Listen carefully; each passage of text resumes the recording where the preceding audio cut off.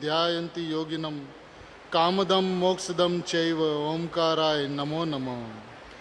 नमः समय साराय स्वानुभूत्या चकास्ते चित स्वभावाय भावाय सर्वभावांतरछिदे अज्ञानतिमिरान्धानां ज्ञानाञ्जनशलाकया चक्षुरुन्मीलितं तस्मै श्री गुरुवे नमः।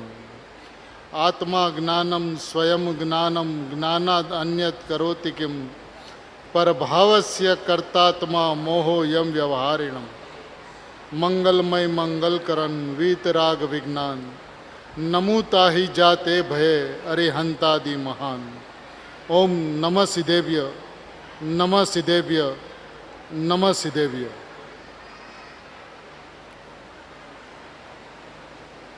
भरत क्षेत्र की धरा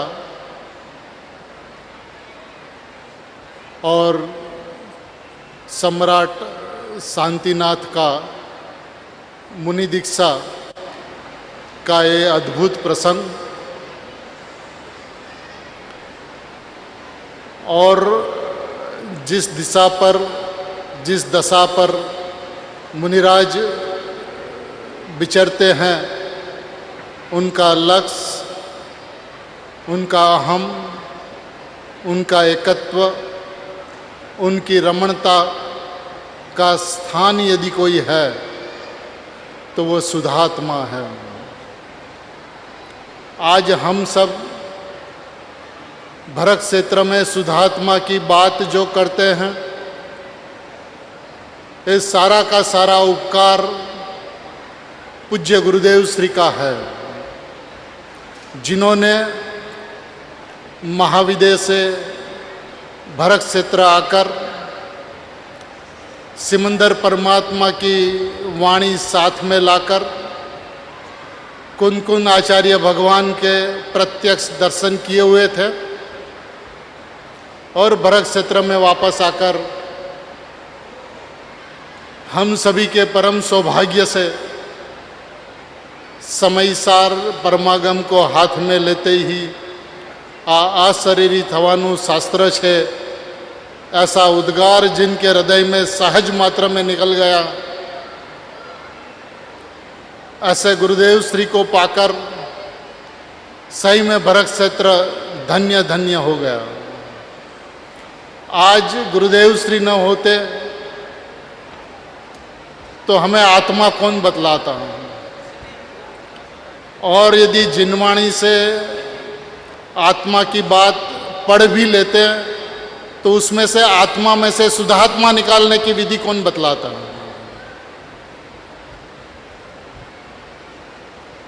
सही में देखा जाए तो आज भरत क्षेत्र का एक एक मुमुक्षु इस बात का लालायित है कि हमें आत्मा की अनुभूति कैसे हो, सम्यक दर्शन कैसे हो, और मन के अंदर में बात ठाने हुए हैं कि हमें एकमात्र आत्मा की अनुभूति के अलावा कुछ नहीं चाहिए। भावना सुंदर है, अति सुंदर है और होनी भी चाहिए।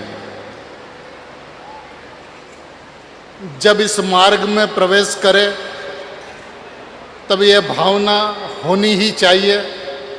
ये भावना न हो तो मार्ग में प्रवेश नहीं हो सकता, और प्रवेश कर लिया, 7 तत्व 6 द्रव्य द्रव्य गुण पर्याय की वस्तु व्यवस्था जान ली, समझ ली और समयसार परमागम को हाथ में ले लिया, फिर ये बात नहीं चल सकती। कौन सी बात? हमें सम्यक दर्शन प्राप्त करना है, ये बात नहीं चल सकती। क्यों नहीं चल सकती? यदि समयसार परमागम की प्रथम गाथा यानी कि 6वीं गाथा को देखा जाए, सही माने में समयसार परमागम की पहली गाथा यानी कि 6वीं गाथा है। 1 से 5 गाथा जो है वो उपोद्घात है, प्रीफेस है। जैसे अपन इसका विचार करें कि पहली गाथा में हमारे और आपके सभी के अंतरंग में अनंत सिद्धात्मा को विराजमान किया गया। दूसरी गाथा में समय किसे कहते हैं?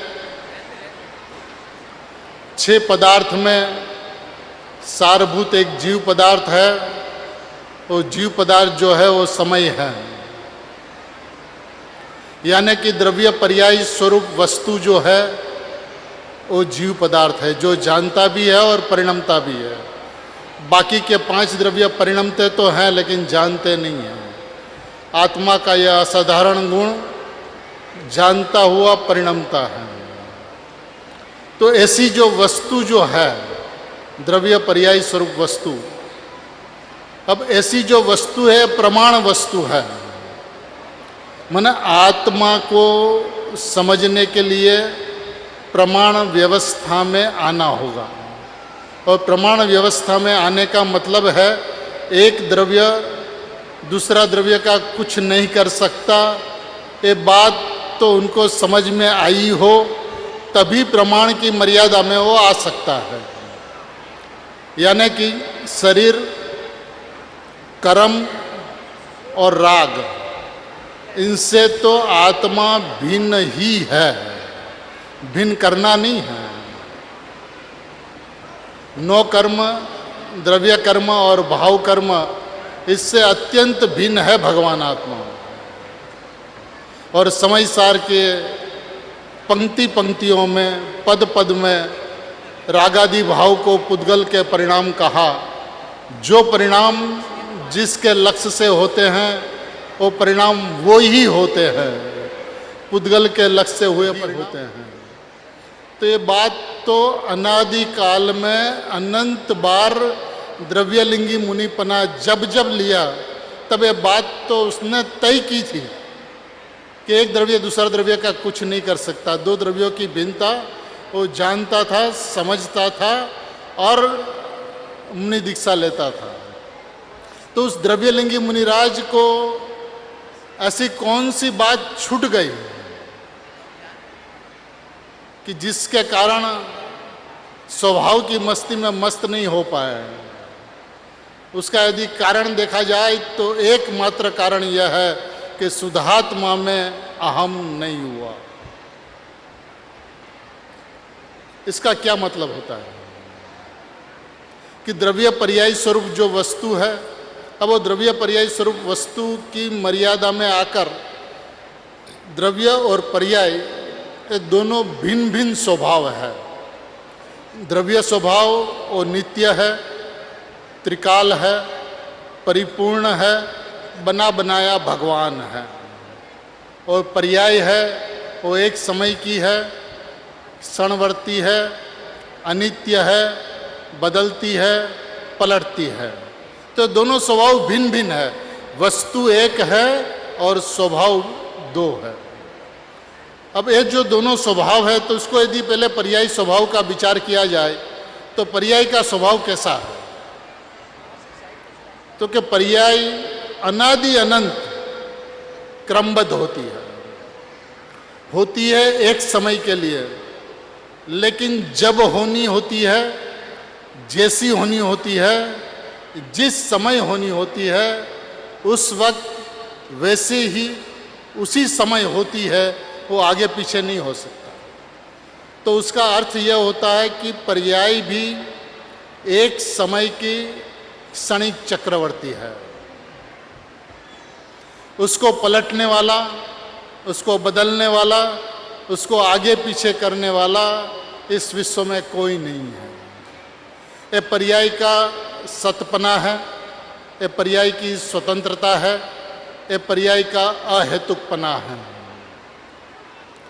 जिस समय जो पर्याय होनी है उस समय वो ही पर्याय होती है, इसका जिसे निर्णय हो जाए उसकी दृष्टि पर्याय ऊपर से हट जाती है। जीव की ये भावना समय सार परमागम को हाथ में लेने के पश्चात कि हमें अभी तक सम्यक दर्शन क्यों नहीं हुआ, ये सम्यक दर्शन नहीं होने का कारण है। जिनकी शोध, जिनकी भावना परिणाम के प्रति रहती है, जो परिणाम को तलाशते रहता है, परिणाम को तपासते रहता है, परिणाम को कैसे आत्मा की तरफ लाया जाए ऐसा प्रयत्न किया करता है, उनको पर्याय की अनंती कर्ता बुद्धि चालू रहती है, क्योंकि उनने पर्याय की स्वतंत्रता को नहीं स्वीकारा, पर्याय के सतपने को नहीं स्वीकारा, पर्याय की क्रमबद्धता को नहीं स्वीकारा। पर्याय तो होनी है तब होती है, एक बात। दूसरी बात, एक समय की पर्याय इतनी सूक्ष्म है, कोई यदि उपयोग में उसको पकड़ के आत्मा के तरफ लाने का अनंत प्रयत्न करे तो हो नहीं सकता, क्योंकि जो पर्याय को पकड़ने की कोशिश करता है, जब पकड़ में आती है तब वो भूतकाल होती है, वो पारिणामिक भाव रूप होती है। तो भूतकाल की पर्याय में कुछ करने का नहीं है, भावी की पर्याय उत्पन्न नहीं हुई है, और वर्तमान पर्याय पकड़ में नहीं आती है, तो कौन सी पर्याय को तू पलटाएगा?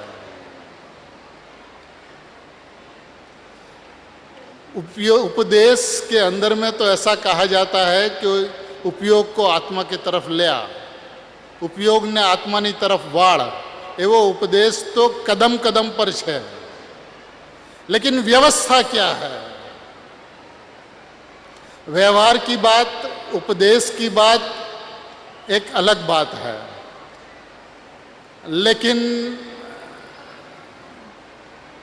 अनुभूति का जो विषय है वो एक अलग वस्तु है, और उसमें अहम हुए बिना, उसमें एकत्व हुए बिना, पर्याय को सर्वथा भिन्न माने बिना द्रव्य स्वभाव में अहम नहीं हो सकता। देखिए, अब दूसरी गाथा की बात अपन ने देखी, तीसरी गाथा के अंदर में, इस लोक के अंदर में सभी पदार्थ सर्वत्र सुंदर है, बात कही। चौथी गाथा के अंदर में जीव को काम भोग बंधन की कथा, उनका परिचय अनादिकाल से है, ये बात कही, भूतकाल बताया जीवों का। पांचवी गाथा के अंदर में गणधर भगवान से उनके गुरु पर्यंत आचार्य भगवान को जो उपदेश मिला है, उसने अनुभव करके प्रमाण किया है और अपने को अनुभव करके प्रमाण करने का आदेश दिया है। तो ये 5 गाथा तक तो हुई प्रीफेस, उबोधघात। अब बात आती है छठी गाथा, यानी पहली गाथा। अब इस पहली गाथा में आचार्य भगवान ने शिष्य के मुख में प्रश्न रखा। कौन सा प्रश्न रखा? 6 द्रव्य किसे कहते हैं, 7 तत्व किसे कहते हैं, कर्म की कितनी प्रकृतियां हैं, कर्म का नाश कैसे किया जाए, राग को कैसे तोड़ा जाए, ये सब बात नहीं की। सीधा प्रश्न यह रखा कि शुद्धात्मा कौन है, जिनको जानना चाहिए। बस इतनी सी बात, शुद्धात्मा और जानने का 2 बात पूछी गई। अब जो आत्मार्थी है, जो गुरुदेव के संतान हैं, उन्हें ये बात समझनी होगी। और एक बात आप लिख के ले लो कि अपना स्वभाव कभी कठिन नहीं हो सकता, और जो कठिन हो वो स्वभाव नहीं हो सकता। विश्व के अंदर में कोई भी पदार्थ अपने स्वभाव से भिन्न नहीं होता। उदाहरण के तौर पे सोला पीला, शक्कर मीठा, नींबू खट्टा, नमक खारा, मिर्च तीखा। अभी ये जो पदार्थ है उनके स्वभाव से उसको अलग किया जा सकता है, और तीखा पने रहना मिर्च को असुविधा हो सकती है। तो आत्मा को अपने स्वभाव पने रहने में कैसे असुविधा हो सकती है? स्वभाव कठिन हो ही नहीं सकता। ये बात दिल दिमाग से निकाल ले कि आत्मा को समझना कठिन है। गुरुदेव श्री ऐसा कहा करते थे कि मैं प्रकाश हूं, ऐसा कहना कठिन है, लेकिन आत्मा की अनुभूति उससे सरल है।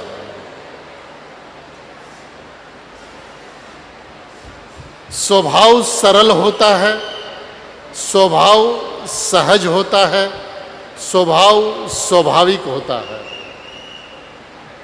उनकी प्राप्ति कठिन नहीं हो सकती। लेकिन कठिन क्यों लगती है, उनका कारण यदि देखा जाए तो अपन कहाँ पर खड़े रह के वस्तु को देखते हैं। पर्याय में खड़े रहकर द्रव्य को देखते हैं कि द्रव्य में बैठकर द्रव्य को देखते हैं। द्रव्य को देखने का विधान द्रव्य में बैठकर देखने का है, और जो द्रव्य में बैठकर द्रव्य को देखता है उसे पर्याय नहीं दिखती।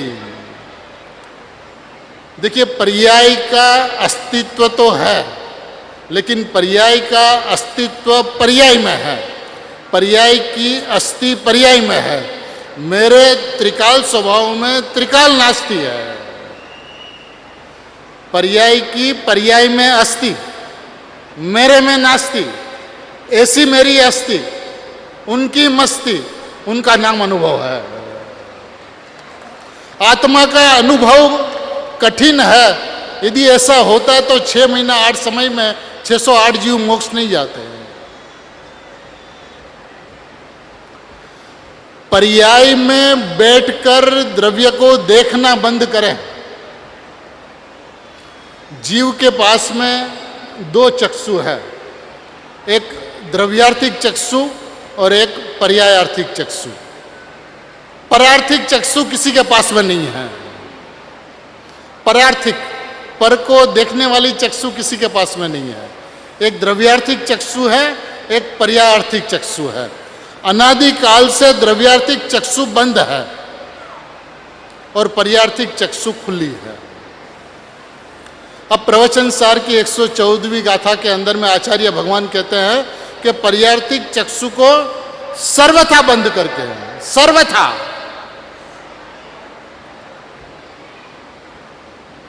अब सर्वथा बंद हो तो कैसे हो? इसका विधान 6वीं गाथा में आचार्य भगवान ने बताया है। हम शांत होकर वस्तु के तरफ से वस्तु को देखने की कोशिश करें। पर्याय में बैठकर आज तक जीव ने द्रव्य को देखा तो द्रव्य न्यारा ही रहा, नहीं दिखा द्रव्य। लेकिन द्रव्य में बैठकर देखिए, आज जिन मंदिर में भी भगवान के सामने कौन होता है? भक्त होता है। अब जब तक भगवान के सामने भक्त बनकर खड़े रहेंगे तब तक क्या होगा? भगवान का अहोभाव आएगा, भगवान की भक्ति होगी, भगवान की पूजा होगी, भगवान की गुणगाथा होगी,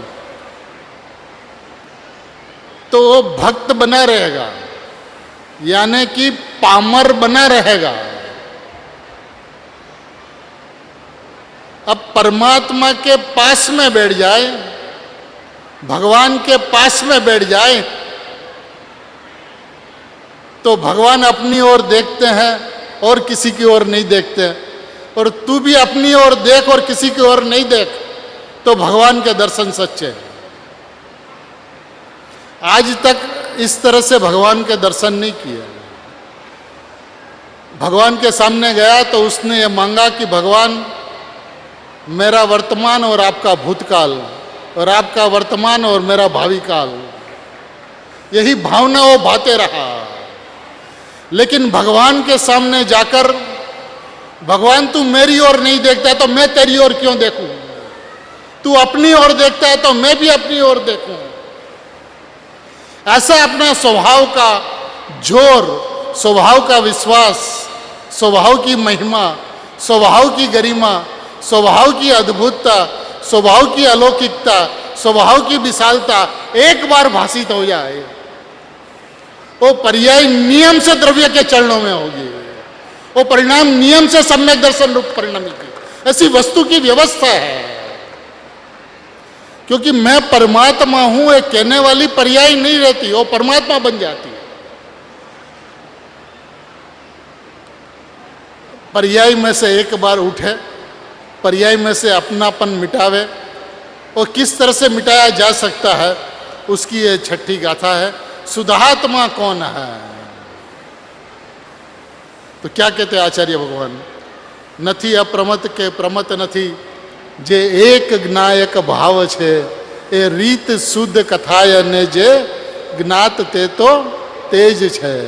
अप्रमत और प्रमत रूप नथी, ऐसा कुनकुन आचार्य भगवान कहते हैं कि अप्रमत और प्रमत रूप नहीं। कौन नहीं है? तो क्या ज्ञायक भाव नहीं है। तो अमृतचंद्र आचार्य भगवान ऐसा नहीं करते हैं।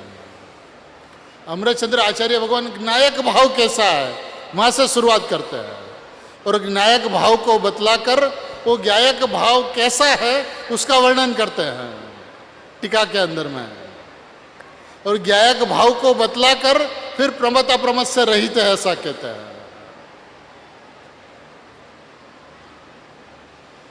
आज तक पर्याय की मिठास नहीं गई, उसीलिए द्रव्य में अहम नहीं हुआ। क्योंकि नियम सर परमागम की 38वीं गाथा के अंदर में गुरुदेव श्री ऐसा फरमाते हैं कि द्रव्य और पर्याय दो भिन्न भिन्न सत्ता हैं। आज तक तूने वस्तु एक, सत्ता एक और द्रव्य पर्याय दो सत्य ऐसा जाना है, ऐसा समझा है। लेकिन ये बात है प्रमाण की। पर द्रव्य से भिन्न होकर प्रमाण की मर्यादा में आकर बारंबार जो प्रमाण को ही याद करते रहता है, मैंने दृष्टि के विषय की बात कर भी ले तो करके फिर अनुभूति हुई कि नहीं? अनुभूति तो पर्याय में होती है ना, सम्यक दर्शन तो पर्याय में होता है ना।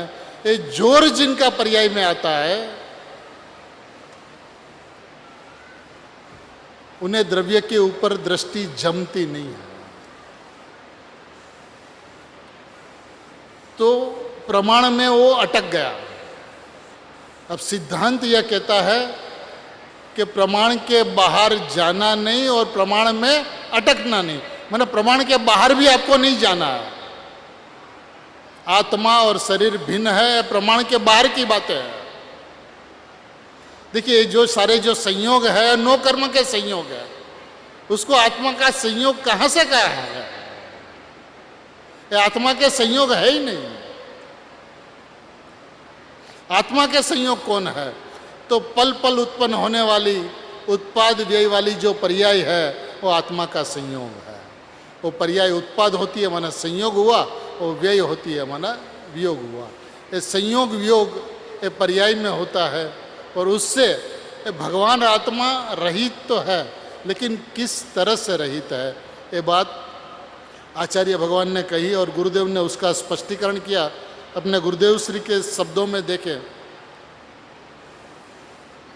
छठवीं गाथा एक ऐसी गाथा है जिनके पैराग्राफ के दो पैराग्राफ, पहले पैराग्राफ के अंदर में ध्येय का स्वरूप, हमारा श्रद्धेय, हमारा ध्येय, आदर करने योग्य, सत्कार करने योग्य वस्तु जो है वो कैसी है, पहली बात।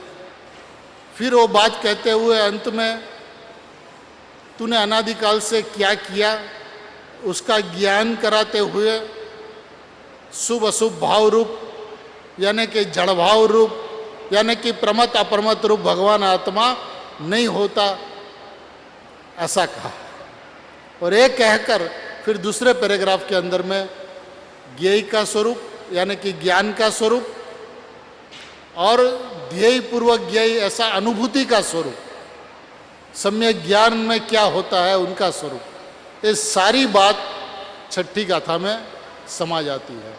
यानी एक ऐसी गाथा है जिसमें समयसार परमागम की शुरुआत भी है और समयसार परमागम की पूर्णता भी है। और फिर भी आत्मा की अनुभूति न हो तो फिर सातवीं गाथा में जो सूक्ष्म गुण भेद जो है, आत्मा में ज्ञान नहीं है, दर्शन नहीं है, चारित्र नहीं, तू अभी तक तो आत्मा में राग नहीं है उसकी चर्चा करता था। आचार्य भगवान ज्ञान नहीं है, दर्शन नहीं है, चारित्र नहीं है उसकी चर्चा करता। ऐसे गुण भेद आत्मा में नहीं है, तो गुण भेद का भी पक्ष छुड़वाते हैं। और आगे चलकर 11वीं गाथा के अंदर में सारा का सारा व्यवहार असत्यार्थ है, अभूतार्थ है, झूठा है। ये बात समझनी होगी आचार्य देव के हृदय को। हम लोग जब छोटे छोटे थे और दोनों बहनों के पास जाते थे तो उनका एक उपदेश रहा करता था कि गुरुदेव श्री के प्रवचन में कैसे बैठना।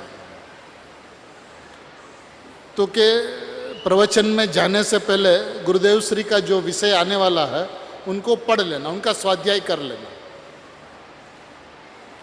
और फिर स्वाध्याय में बैठकर प्रयोजनभूत विषय आवे उसको स्वीकार करना, टट्टार हो जा रहा है मेरी बात। और व्यवहार की बात आवे, अप्रयोजनभूत बात आवे, तो ये जानने का विषय है ऐसा जानना। ये शास्त्र स्वाध्याय की पद्धति है। और एक बात कहा करती थी कि आचार्य भगवान के शास्त्र को लेना, एक वाक्य पढ़ना, और जब तक उनके हृदय तक नहीं पहुंचा जाए तब तक दूसरे वाक्य को मत पढ़ना। ये जैन दर्शन और गुरुदेव हमें ज्ञानी बनने के लिए मिले हैं, नहीं कि पंडित बनने के लिए।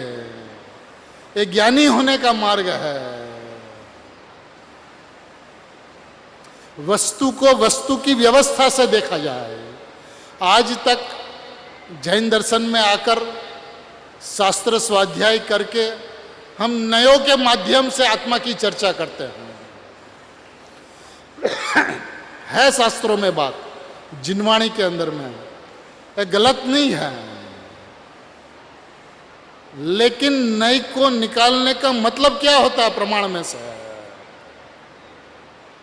निश्चय को निकालना। और निश्चय नहीं क्या कहता है कि वस्तु न्यायातीत है। जो निश्चय नहीं को निकाला प्रमाण में से, वो निश्चय नहीं यह कहता है कि वस्तु न्यायातीत है। भगवान आत्मा नयों से रहित है। अनुभूति के अंदर में नयों की लक्ष्मी उदय नहीं पाती। ऐसी अद्भुत बात, ऐसी अलौकिक बात आज गुरुदेव के कारण हमें मिली है। आज गुरुदेव को पाकर हमने क्या पाया? सच में यदि इसका विचार किया जाए तो यह भरत क्षेत्र है। महावीर परमात्मा की ओम ध्वनि खिरती थी, शांतिनाथ भगवान की ओम ध्वनि कल खिरेगी। वर्तमान में सिमंदर परमात्मा की वाणी खिरती है, और भविष्य काल में सूर्य कीर्ति तीर्थंकर परमात्मा की वाणी खिरेगी। ये तीनों काल के तीर्थंकर, माने भूतकाल के महावीर परमात्मा, वर्तमान काल के सिमंदर परमात्मा और भावी काल के सूर्य कीर्ति परमात्मा ओम ध्वनि के माध्यम से जो भगवान आत्मा की बात करते हैं, करते थे और करेंगे, ये बात आज गुरुदेव श्री के माध्यम से, गुरुदेव की ओम ध्वनि के माध्यम से हमें और आपको सबको मिली है। ये तीनों काल के तीर्थंकर परमात्मा का त्रिवेणी संगम है। ऐसा अद्भुत अवसर, ऐसा अलौकिक अवसर इस युग में, भरत क्षेत्र में सही में सोचा जाए तो न भूतो न भविष्यति वाली बातें आज घटित हुई है। एक कारण हमारे और आपका सबका मोक्ष में जाने का काल पक चुका है। यहाँ पर जो बैठे हैं, गुरुदेव श्री की बात जो नियमित सुनते हैं, रोजाना सुनते हैं, उनका मोक्ष तो निश्चित है। ये बात तो अपने मन के अंदर में ठान ले कि अब भव समुद्र में रुलने का समय पूरा हो चुका है। लेकिन आज इसमें से हमें समझना क्या है? सिर्फ द्रव्य पर्याय की बातें करनी है, प्रमाण की बात बारंबार करते रहना, यह प्रमाण का लोभ है।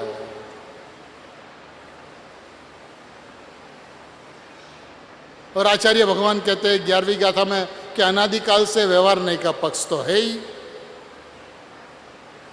और जहां निश्चय की बात आवे, जहां शुद्धात्मा की बात आवे, जहां भगवान आत्मा की बात आवे, जहाँ अपरिणामी की बात आवे, परिणाम से सर्वथा रहित की बात आवे, तो आ निश्चय की बात, ये निश्चय की बात, तो उसको निश्चयाभास का डर लगता है। अरे भैया निश्चयाभासी नहीं हो गए जिनको गुरुदेव मिले, जिन्हें देव शास्त्र गुरु मिला, जो रोजाना स्वाध्याय करता है, चिंतन मनन करता है, वो निश्चयाभासी होगा कि निश्चय का अभ्यासी होगा? अभ्यासी होगा। डरो मत भैया। और ये जिन शासन ऐसा है, एक क्षत्रियों का मार्ग है। गुरुदेव श्री ये बात भी कहा करते थे कि पंचम काल में, ऊंडा अवसरपणी काल में, ये मार्ग वाणियाना हाथ में આવી ગયો, बनिया का हाथ में। बनिया क्या करता? एक कोठी का धन उस कोठी और उस कोठी का धन इस कोठी। वो क्षत्रिय नहीं हो सकता कि म्यान निकाला और दो टुकड़ा कर दिया। एक क्षत्रियों का मार्ग है, वीरों का मार्ग है, जहां पे दो टुकड़े करने हैं। किसके टुकड़े? दो पदार्थ भिन्न है, उनके टुकड़े नहीं करने हैं। कर्म से भिन्न है, कर्म के कारण जीव नहीं रुलता, कर्म सुख दुख का कारण नहीं है। जैन दर्शन के अंदर में आपने भूतकाल में कुछ किया और वर्तमान काल में उस परिणाम को आप भोग रहे हो, ये व्यवस्था नहीं है, ये व्यवहार के वचन है। जैसे परिणाम वैसे परिणाम का उसी वक्त फल होता है। पर की ओर देखा तो दुख उसी वक्त, और स्व की ओर देखा तो सुख उसी वक्त। इसलिए गुरुदेव श्री कहते थे कि आ रोकड़ जो मार्ग है, उधारी नहीं चलती इस मार्ग के अंदर में। एक घाव और दो टुकड़े हैं, एक वस्तु और उनके दो सत्य, ये प्रमाण की बात। और इस प्रमाण में से निश्चय निकाला, उसमें क्या आया?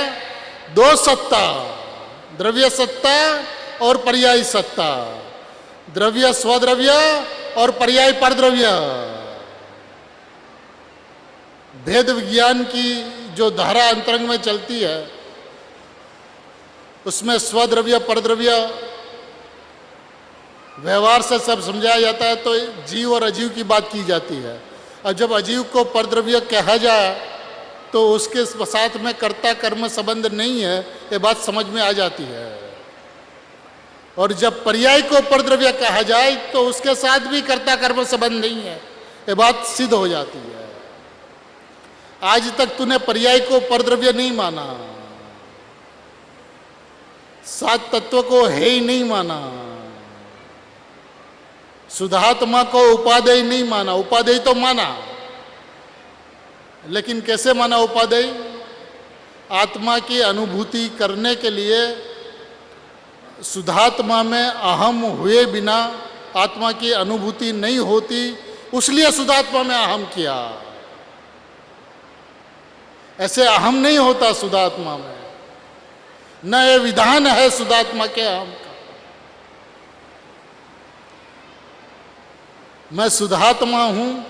देखिए, किसी ने एक वक्त गुरुदेव श्री से कहा कि प्रभु आपने हमें भगवान बना दिया, आपने बहुत उपकार किया हमारे ऊपर। कि गुरुदेव तो बस बात शुरू हो तो भगवान आत्मा से, तो साहब आपे हमने भगवान बना भी दिया। तो गुरुदेव ने कहा नहीं, हमने भगवान बता दिया कि तू बना बनाया भगवान है।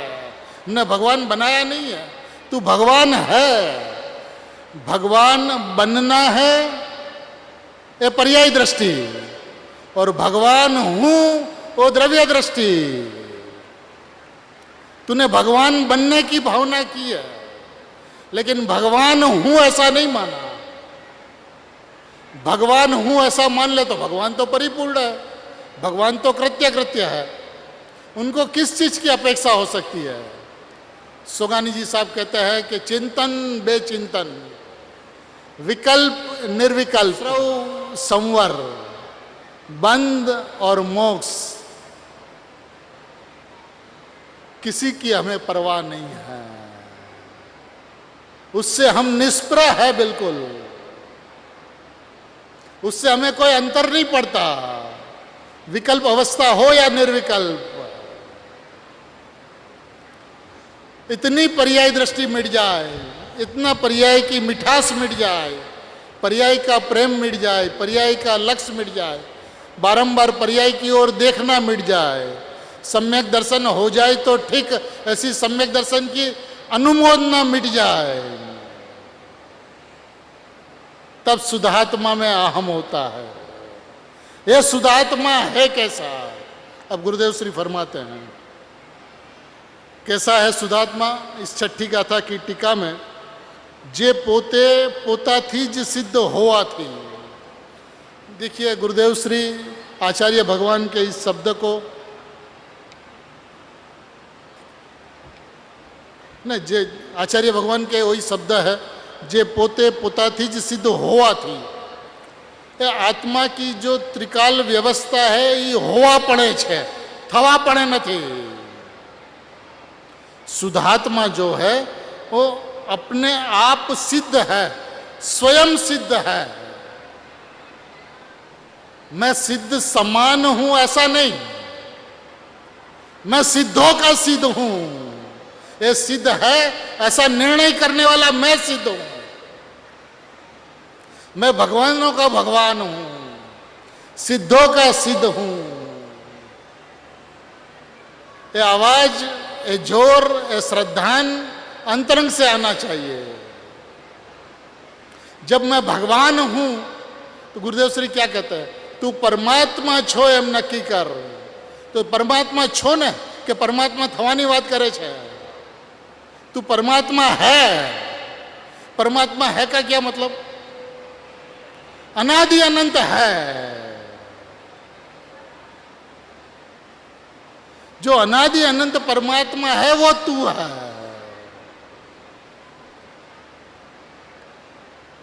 जो पामर होता है वो अमीर होता है। जो आश्रव से बंधता है उनको संवर होता है। जिनका बंध होता है उसकी मुक्ति होती है। मैं तो कभी बंधा ही नहीं तो मुक्ति कैसे? मैं तो मुक्त स्वरूप हूं। ऐसा अद्भुत अलौकिक अपना स्वभाव है। उछाल अंतरंग से आना चाहिए। श्रद्धान, विश्वास, अहमपना अंतरंग से आना चाहिए। वस्तु अद्भुत है। वस्तु कैसी है? जे पोते पोता थीज, अपने से ही, स्वयं ही सिद्ध होने से, स्वयं सिद्ध, बना बनाया सिद्ध, बना बनाया परमात्मा, बना बनाया भगवान, ऐसा हूं मैं।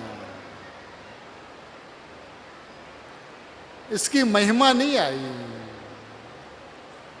परिपूर्ण परमात्मा वर्तमान में विद्यमान, वर्तमान में हाजरा हजूर, और तू उसके ऊपर दृष्टि करने की कोशिश करता है। दृष्टि का यह स्वरूप नहीं है। मैं परमात्मा हूं ऐसा विश्वास, उसका नाम द्रव्य दृष्टि है। मैं द्रव्य हूं, मैं परमात्मा हूं, जिसमें दृष्टि नहीं समाती, द्रव्य में पर्याय नहीं समाती। प्रमत अप्रमत पर्याय से रहित भगवान आत्मा है ना। 14 गुणस्थान जड़ भाव है ना।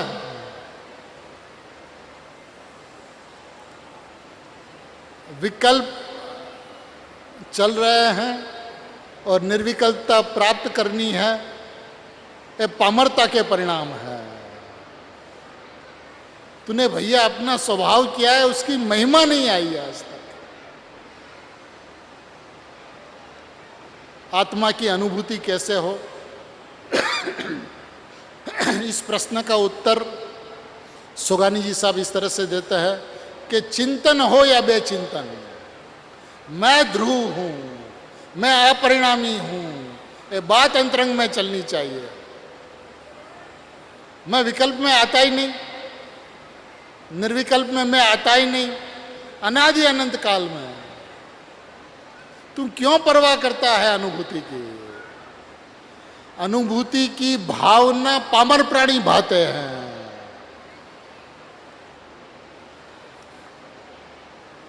कठिन लगे भैया तो क्षमा करना। तूने अनुभूति स्वरूप भगवान आत्मा की महिमा नहीं की।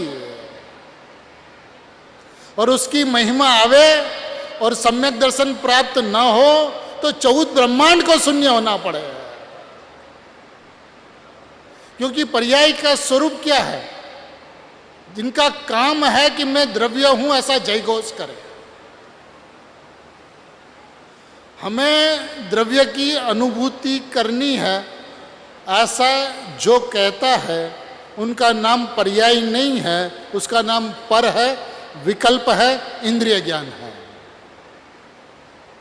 और जो यह कहती है कि मैं परमात्मा हूं उसका नाम पर्याय है। द्रव्य की पर्याय, उस पर्याय में द्रव्य ही नहीं, एक ऐसी पर्याय है। अब जब पर्याय से बात करते हैं तब, लेकिन जब द्रव्य से बात करते हैं तब पर्याय भिन्न सत्ता और द्रव्य भिन्न सत्ता। अब पढ़ लेना 38वीं गाथा का नियम सार का पहला प्रवचन गुरुदेव श्री का। द्रव्य पर्याय भिन्न भिन्न सत्ता है। जब तक भिन्न भिन्न सत्ता नहीं दिखती तब तक के अंदर में मिठास रहती है, ममत्व रहता है, पर्याय दृष्टि रहती है। और पर्याय दृष्टि विनस्वर, द्रव्य दृष्टि जिनेश्वर। ये मार्ग है द्रव्य दृष्टि का। दृष्टि के विषय में पर्याय नहीं समाती। जो दृष्टि के विषय में पर्याय को मिलाते हैं उसको द्रव्य कैसा है वो पता ही नहीं है। पर्याय सर्वथा भिन्न है द्रव्य से। क्योंकि देखिए यह जानने की बात नहीं है, यह श्रद्धा की बात है। जानना दो का होता है द्रव्य पर्याय का, श्रद्धान एक का होता है, अहम एक का होता है। ज्ञान दो का, श्रद्धान एक का। अनुभूति में ज्ञान होता है किसका? दो का। अहम किसका होता है? दो का। एक का अहम, मैं पना, I in the beginning, I at the middle and I at the end is always capital. मैं जो है, मैं आज मुनिराज अपनी मस्ती में झूल रहा है तो उसको ऐसा विकल्प करना पड़ता होगा कि मैं परमात्मा हूं, मैं परमात्मा हूं, मैं परमात्मा। सहज धारा बहती रहती है, विकल्प करना ही नहीं पड़ता। और यदि विकल्प आ जाए मैं इतना करे तो स्वभाव में डूब जा।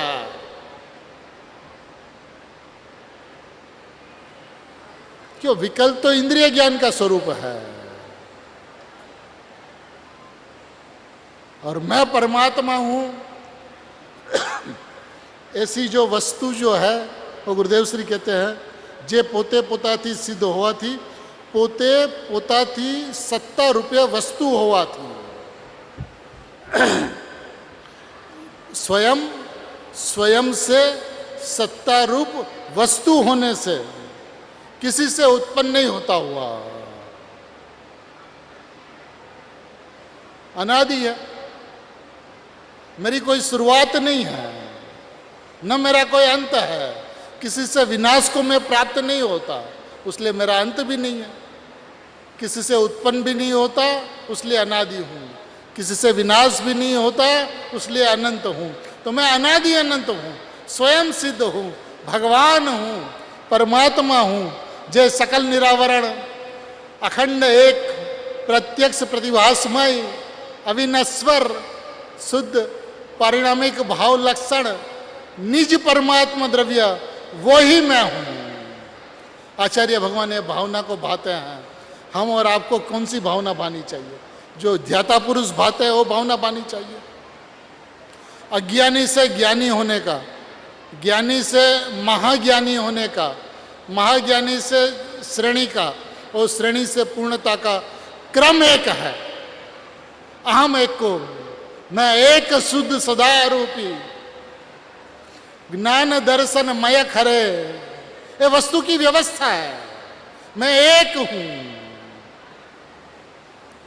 मैं पर्याय से रहित तो हूं, ये चर्चा ही नहीं है।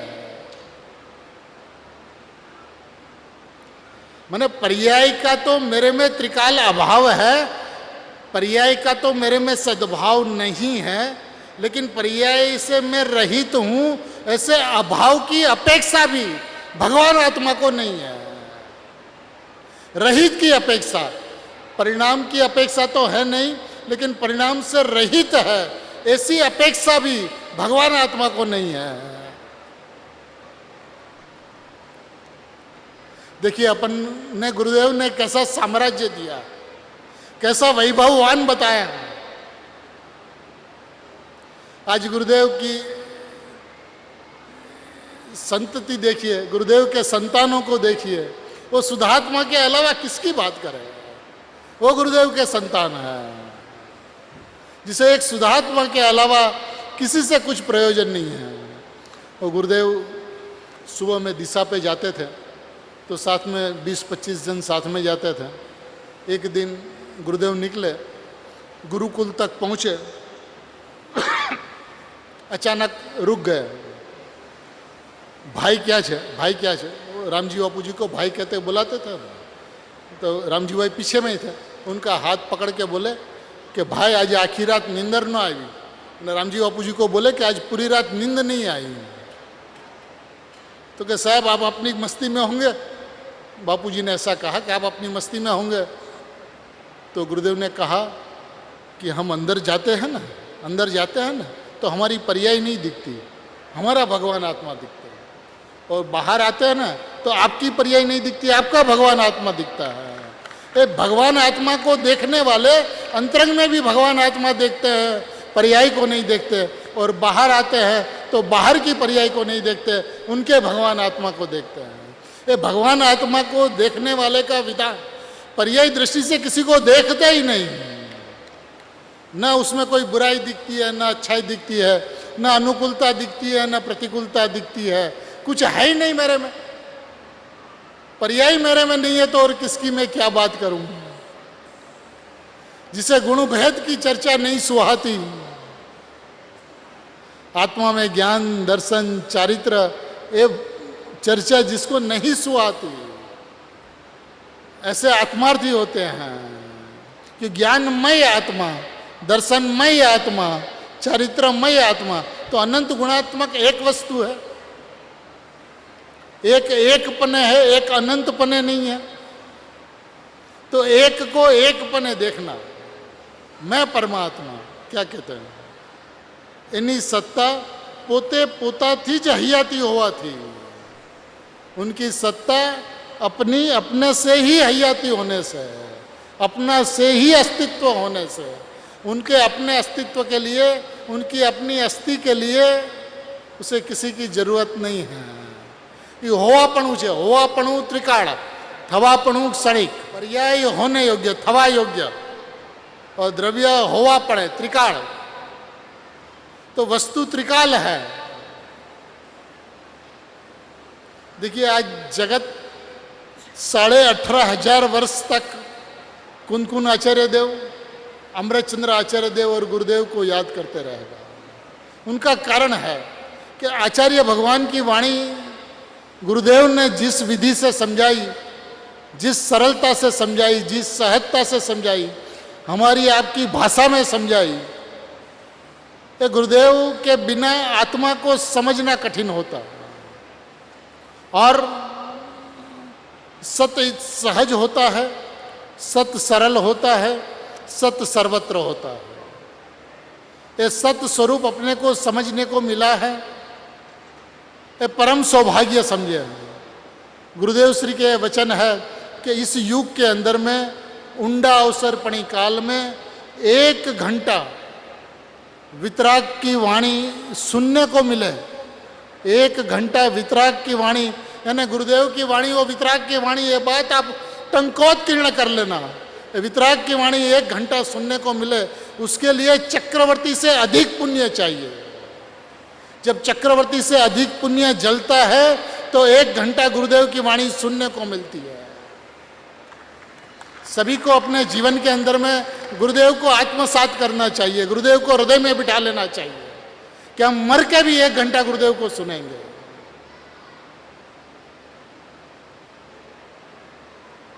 ऐसा अद्भुत मार्ग इस युग के अंदर में हमें मिला जिसकी कल्पना जगत नहीं कर सकता। गुरुदेव श्री सही माने में दूसरे महावीर होकर जन्म लिया। महावीर भगवान तो थे, लेकिन वो शासन की जो परिस्थिति थी, जहाँ पे भक्ति पूजा कोई धर्म माना जाता था, यानी धर्म का नामो निशान शेष हो चुका था, और गुरुदेव की ताकत इतनी थी कि जिसने अपने बाहुबल से उल्टा चलता हुआ समुद्र का प्रवाह, उल्टा चलता हुआ समुद्र का प्रवाह अपने बाहुबल के जोर से सीधे रास्ते पे, सिद्ध मार्ग के धोरी मार्ग पर, मूल मार्ग पर वापस प्रवाहित किया। ऐसा गुरुदेव का ये उपदेश कैसे पुरुष अपन को मिले, आज सोचने से रोमांच खड़े हो जाए, रुंगटे खड़े हो जाए कि अरे पुरुष ने क्या किया।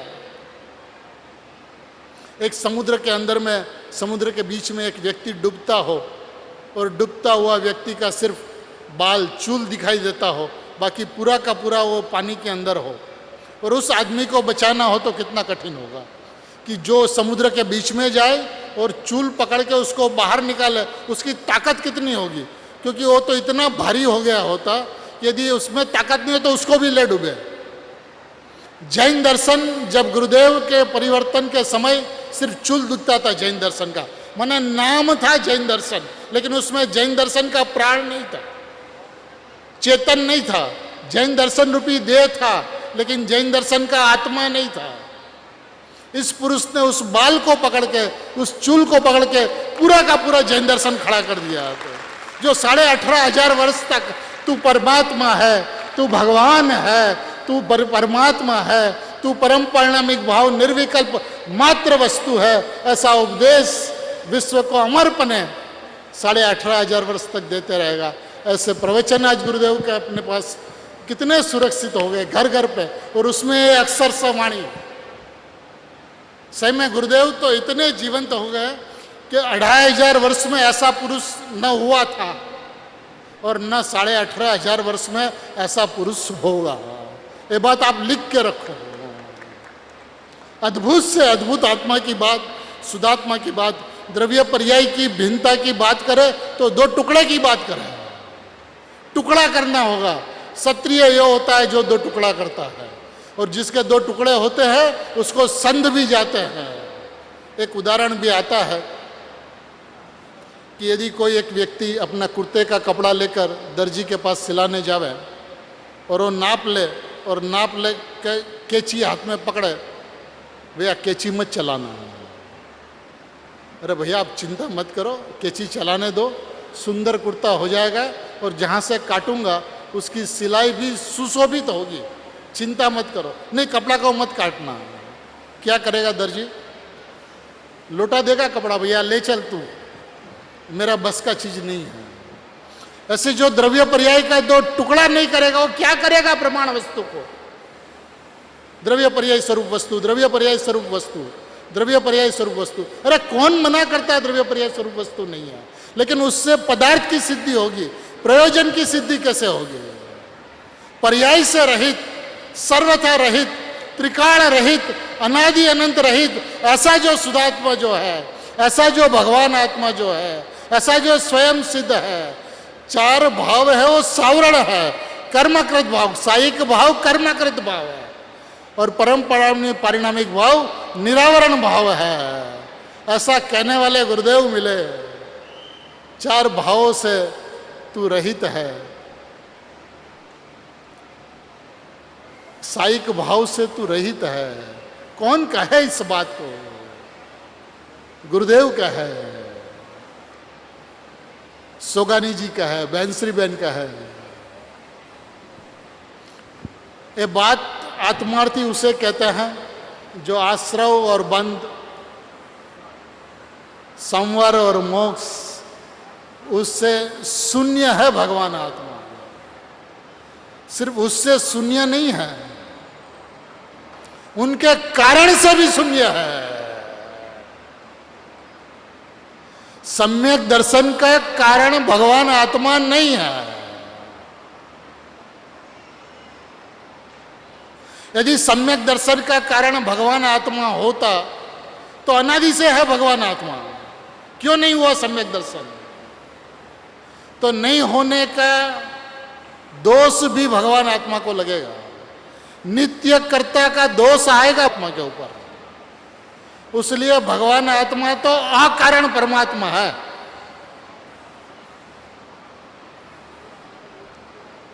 सम्यक दर्शन पर्याय में अपनी योग्यता से, अपने क्षणिक उपादान से, तो फिर गुरुदेव श्री को कोई प्रश्न करते कि साहब जब अनुभूति होती है तो पर्याय में आनंद आता कहाँ से आता है?